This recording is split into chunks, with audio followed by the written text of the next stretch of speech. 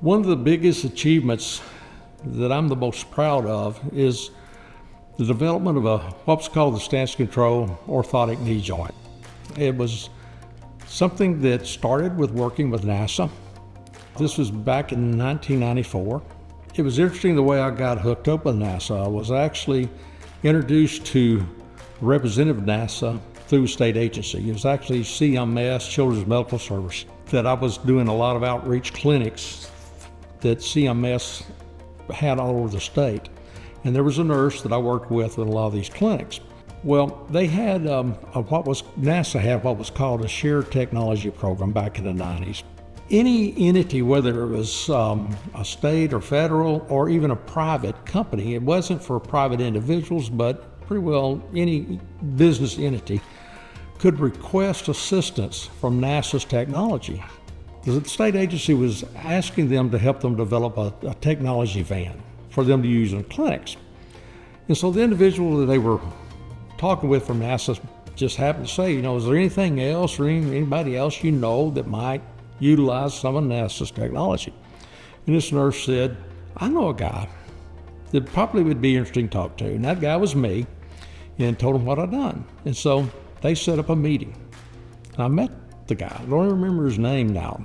I was looking to develop a oven in our process of doing orthotics or prosthetics.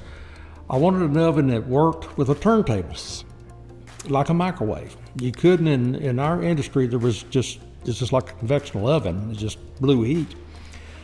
But there was no place I could find that made an oven with a turntable. So I presented this issue. And they said, we can help you design that, which they did.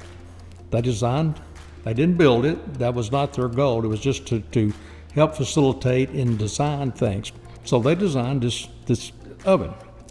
They reached out to me and said, we got it done. If you'd like, we can mail you these blueprints, or if you want, you can come to Marshall Space Center in Huntsville, Alabama, and pick them up, and we'll give you a tour. So I opted for the tour, just for the heck of it. So I went down and got the blueprints, and they were talking to me. And as I started meeting people down there and telling them what I'd done, this one individual come to me and said, hey, we, a few years ago, were working on this knee joint for people that had a knee instability. And it's been put on the back shelf, lack of interest. Is that something you'd be interested in? And so they described to me what they were doing.